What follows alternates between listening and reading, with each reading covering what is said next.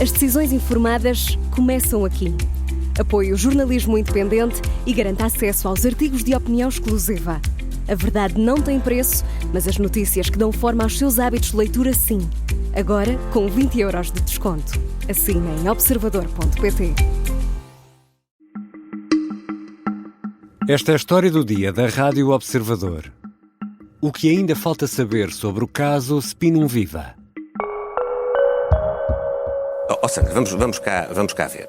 Eu vou assegurar de forma absolutamente perentória e solene. Eu não faço, não fiz, não vou fazer fretes a ninguém. Eu não tirei nenhum benefício desta empresa. Não é desde que sou Primeiro-Ministro, é desde que sou Presidente do Partido Social Democrata. Primeiro por escrito, depois de viva voz, em entrevista à TVI e CNN, Luís Montenegro reafirma que não há caso no caso Spinum Viva. O Primeiro-Ministro está debaixo de fogo há praticamente um mês, um processo que tem vindo em crescendo e pode mesmo levar a eleições antecipadas em maio. Ao início da noite desta segunda-feira, foram conhecidas as respostas de Montenegro ao Bloco de Esquerda e ao Chega. Há ainda pontas soltas? Há ainda esclarecimentos a dar? E quais? É sobre isto, em dia de moção de confiança, que vou conversar com o editor adjunto de política do Observador, Miguel Santos Carrapatoso. Eu sou o Ricardo Conceição e esta é a história do dia, de terça-feira, 11 de março. Bem-vindo, Miguel. Olá, Ricardo. Miguel, o Primeiro-Ministro enviou a resposta a 24 perguntas nesta segunda-feira, já era de noite. Que respostas são estas e já agora que perguntas também são estas? Bom, é preciso enquadrar a questão nestes termos. Estas perguntas foram colocadas formalmente, portanto foram enviadas para o Parlamento pelo Bloco de Esquerda e pelo Chega. Algumas delas são repetidas, naturalmente, porque cada partido escolheu-as. Coincidem, melhor dizendo, e portanto este número que estamos agora a mencionar, as tais 24 perguntas, não são exatamente 24 perguntas e não tem necessariamente a ver com aquelas 38 perguntas que o Partido Socialista disse existirem e a que faltavam respostas. Só para situar as pessoas, são perguntas formalmente colocadas pelo Bloco de Esquerda e pelo Chega ao abrigo do regimento parlamentar. E já que falaste aí no PS, ou seja, estas perguntas e respostas nada têm a ver com a tal Comissão Parlamentar de Inquérito que o Partido Socialista pretende lançar. Não, são figuras regimentais diferentes. Uma coisa tem que ver com perguntas enviadas ao Primeiro-Ministro, que é uma prerrogativa de qualquer partido, e outra coisa é a Comissão Parlamentar de Inquérito que o Partido Socialista quer impor, porque falo de forma potestativa, e que terá, obviamente, o objetivo de responder a algumas das perguntas que agora são colocadas, mas que terá necessariamente um objeto e um alcance superior.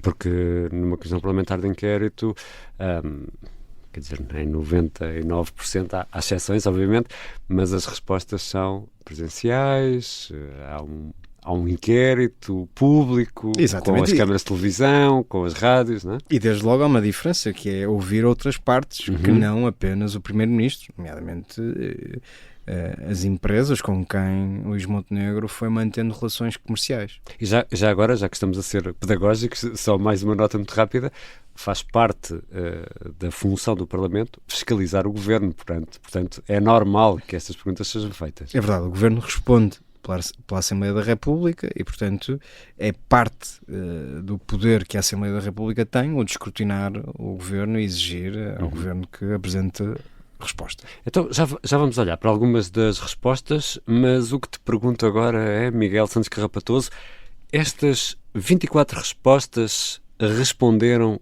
a todas as perguntas que ainda temos sobre este caso? Não. E nós, na altura em que estamos a gravar esta conversa, ainda estamos a olhar com maior detalhe para o documento, ou para os documentos, porque são dois documentos diferentes, respostas ao Chega e respostas ao Bloco de Esquerda, mas, e mesmo estando nós ainda a olhar para os documentos, há uma questão que salta à vista e que foi imediatamente identificada, que é: há 2 clientes da Spinum Viva que continuam por revelar. Só para contextualizar e situar as pessoas, a Spinum Viva revelou a identidade daqueles clientes que Luís Montenegro considerou serem âncora da empresa, ou seja, que ainda mantém uma relação com a Spinum Viva. Permanentes, podemos dizer. Exatamente. Esses clientes foram revelados pela própria Spinum Viva, no caso pelo filho do primeiro-ministro, Hugo Montenegro, que é agora sócio-gerente dessa empresa. Mas há outras empresas, há outros clientes que nunca tinham sido revelados e foram sendo revelados a conta-gotas. Em primeiro, o grupo Cofina, atualmente a Média Livre, que detém o Correio da Manhã. Nesse caso até foi Luís Montenegro que revelou, nas primeiras respostas que deu sobre o caso. Depois há um segundo cliente que foi revelado por nós, Observador, que é a Joaquim Barros Rodrigues, uma gasolineira com sede em Braga, que foi responsável por metade da faturação da Spinum Viva em 2022. Foi um grande cliente que, entretanto, o serviço foi prestado e deixou de ter contrato ou deixou de precisar da Spinum Viva para prestação de serviços. Portanto, faltam 2. Há 2 clientes, destes clientes que foram pontuais e que já não mantêm uma relação comercial com a Spinum Viva, que ainda não conhecemos. Sabemos pela descrição que Luís Montenegro fez no Parlamento, quando se discutiu a primeira moção de censura, que é uma fábrica de equipamentos industriais, e aqui estou a citar o Primeiro-Ministro, e é também uma empresa de transporte de mercadorias. Para sistematizar, os clientes que hoje são conhecidos, portanto, todos aqueles que a Spinum Viva revelou, mas também a Cofina, que foi revelada por Luís Montenegro, e a Joaquim Barros Rodrigues, que foi revelada pelo Observador, todos estes clientes foram responsáveis por 86% da faturação da empresa. Precisamos saber, ou fica por saber, que clientes é que foram responsáveis pelos restantes 14% da faturação da empresa. Mas o Primeiro-Ministro é perguntado diretamente quais são os clientes, não é? É verdade, e escuda-se, mais uma vez, no dever de sigilo profissional. Luís Montenegro tem exortado os clientes que mantiveram relações comerciais com a Spinum Viva a revelarem-se, a darem a cara, enfim. Sabemos que isso também é parte da defesa de Luís Montenegro, porque sempre que foi descoberto um cliente, ou sempre que houve dados sobre a prestação de serviço prestada por determinado cliente, estou-me a recordar, por exemplo, do caso da Solverde, mas também no caso da empresa revelada pelo Observador, a tal gasolineira de Braga, naturalmente que o staff do Luís Montenegro foi acompanhando o processo. Portanto, há aqui uma parte que é uma defesa do Primeiro-Ministro, dizendo que não pode ser ele a revelar os clientes da Spinum Viva, mas isso é, lá está, é parte da defesa de Luís Montenegro, porque sabemos que se houvesse de facto uma vontade ativa do Primeiro-Ministro, pelo menos nem que fosse pelo poder da persuasão, estes 2 clientes já teriam dito quem eram. Já voltamos à conversa com Miguel Santos Carrapatoso, editor adjunto de política do Observador. Se ainda há respostas por dar, pode Luís Montenegro respirar?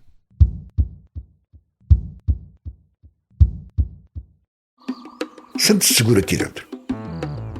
Eu, se quisesse, tinha chegado aqui, matava ou ia-me embora, ninguém dava por aí.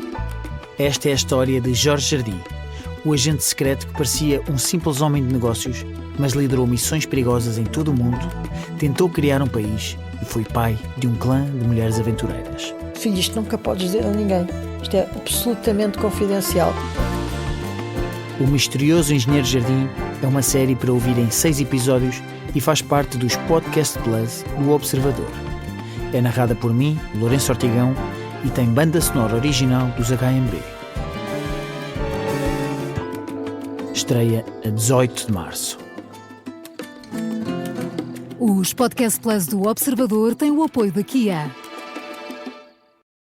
Estamos de regresso à conversa com Miguel Santos Carrapatoso, editor adjunto de política do Observador. Miguel, vamos olhar para algumas das respostas dadas por Luís Montenegro ao Chega e ao Bloco de Esquerda, em que, isto é essencial também para este caso, para o que está aqui em causa, em que nega a hipótese de favorecer alguém ou ele próprio sair favorecido.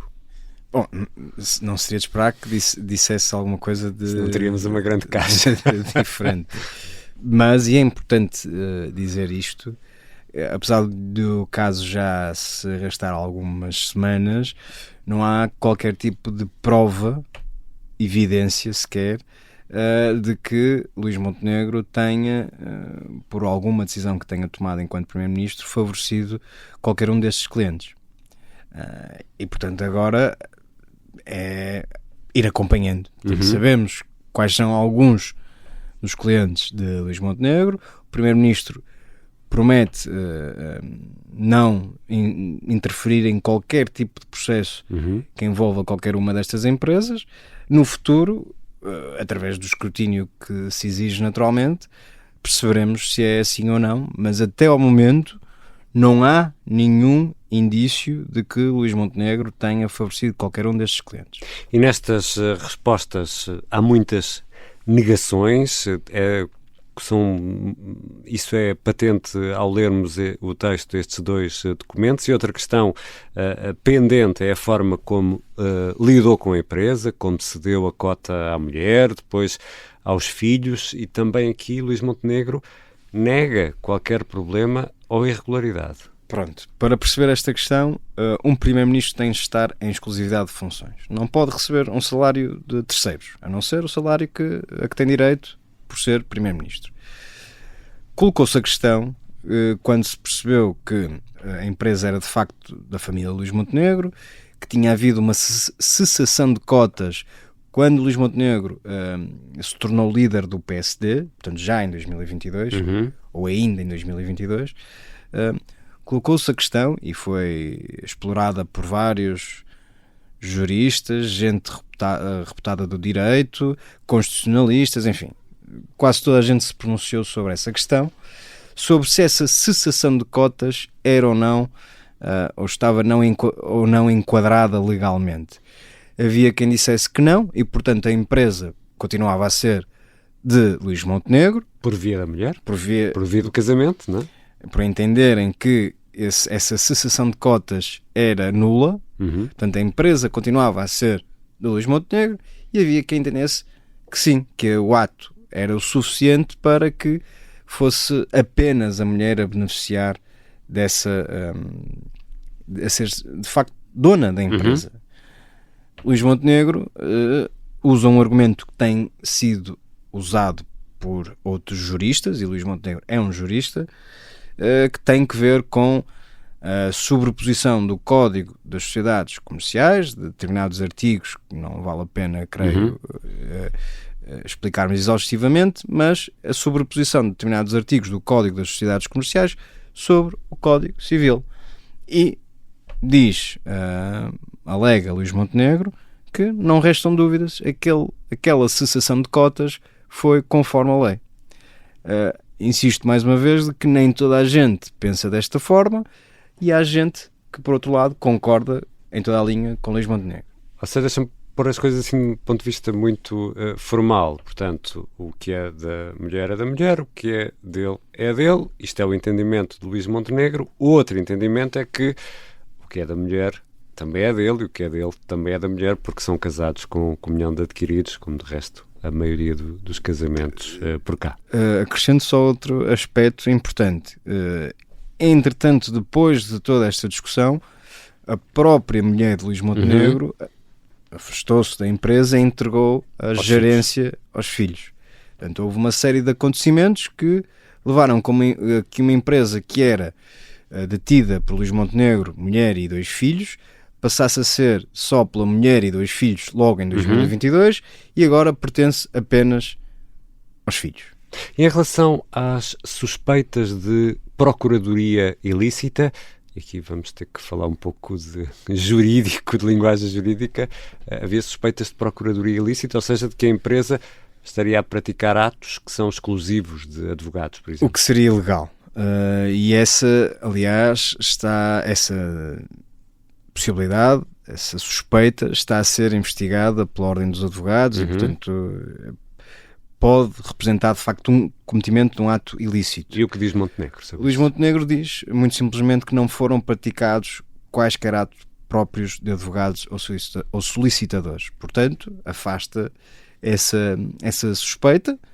Lá está, mais uma vez agora teríamos de passar a pente fino tudo o que a empresa de facto fez para perceber se é assim ou não. Isto é a resposta de Luís Montenegro. Porque a empresa, no fundo, também fez, e isto oficialmente, de intermediário, por exemplo, por questões de proteção de dados, é parte do negócio, não é? Sim, é parte do objeto social da empresa, embora haja depois algumas diferenças entre o que é exercer advocacia, o que é ser um consultor, o que é prestar um serviço muito específico, o que é ser assessor jurídico.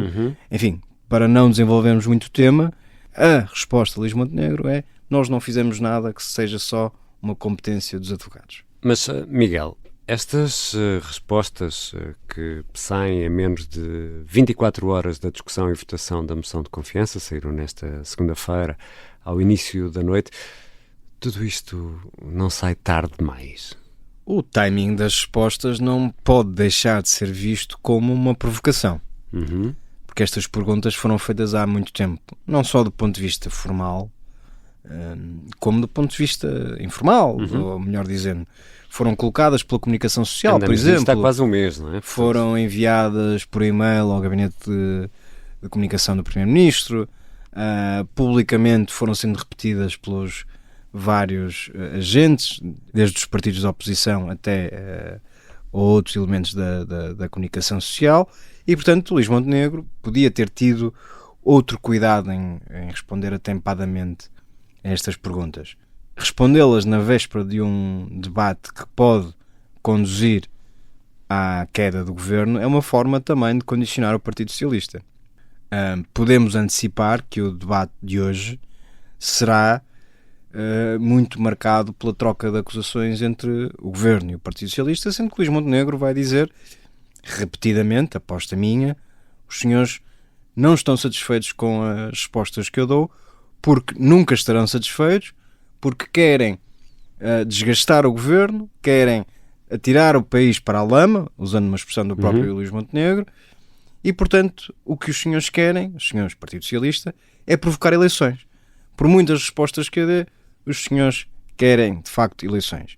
Obviamente, o Partido Socialista e os outros partidos da oposição farão o seu trabalho e dirão que o Luís Montenegro não respondeu de forma totalmente cabal às perguntas que ainda existem e que está, de alguma forma, a tentar condicionar o Parlamento e a tentar condicionar o debate da moção de confiança e, já agora, todo o debate que se vai seguir na campanha para as eleições legislativas. Exato, já está toda a gente a fazer contas e Luís Montenegro estará aqui, Miguel Santos Carrapatoso, a tentar sobreviver a este caso, ou acha que vai sair daqui ainda mais forte e que vai conseguir um bom resultado nas eventuais eleições de maio? Eu acho que Luís Montenegro e os seus conselheiros mais próximos acreditam de facto que é possível não só vencer as próximas eleições legislativas, como sair reforçado em relação às anteriores. Isto parte de uma experiência comum que tem que ver com a vitória de Aníbal Cavaco Silva em 1987, que depois de ter sido roubado no Parlamento conseguiu tão ambicionada maioria absoluta. Há muito que dizemos que é o sonho de Luís Montenegro reeditar a experiência de Cavaco Silva. Há duas diferenças. Cavaco Silva foi derrubado por uma moção de censura, Luís Montenegro apresenta uma moção de confiança. São coisas diferentes.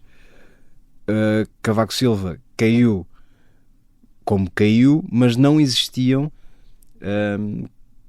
qualquer tipo de suspeita sobre a sua conduta política e ética. Luís Montenegro sabemos que não é assim. Portanto, esta experiência de Cavaco Silva é muito diferente daquela que Luís Montenegro pode ter. As circunstâncias são muito diferentes. E o país é outro, não é? Além disso, o país não é o país de 1980.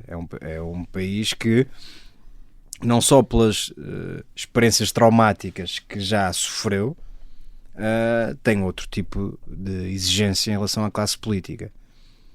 Ao mesmo tempo, acrescento um fator que é importante.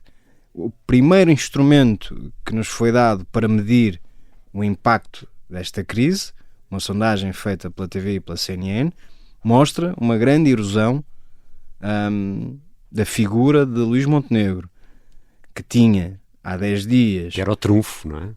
Que era o trunfo até superior à marca da Aliança Democrática. Uhum. Não raras vezes Luís Montenegro aparecia com índices de avaliação superiores ao potencial eleitoral da AD, portanto ao resultado, à intenção de voto na AD. Isso era o trunfo deste governo. Há 10 dias, segundo esta sondagem da TV e da CNN, Luís Montenegro tinha avaliações positivas na ordem dos 14 pontos, portanto a diferença entre as avaliações positivas e as avaliações negativas. Agora essa avaliação é de apenas 1 ponto positivo. Houve uma grande erosão na primeira sondagem feita depois do início desta crise. Luís Montenegro passou de uma avaliação positiva, ou uma diferença de avaliações de 14 pontos percentuais de avaliação positiva para 1 ponto percentual. E depois há também, nas intenções de voto, uma diminuição da diferença entre a AD e o Partido Socialista. Isto é um indicador preocupante para a AD, ou seja, a ideia de que os eleitores vão rapidamente perceber que isto foi tudo provocado pelo Partido Socialista e que é importante reforçar a Aliança Democrática está por provar. Vamos ver depois se durante a campanha a AD consegue convencer melhor ou pior os seus eleitores sobre isso. Obrigado, Miguel. Obrigado, Ricardo. Miguel Santos Carrapatoso é editor adjunto de política do Observador. Esta foi a história do dia. A sonoplastia é do Artur Costa, a música do genérico do João Ribeiro. Eu sou o Ricardo Conceição. Até amanhã.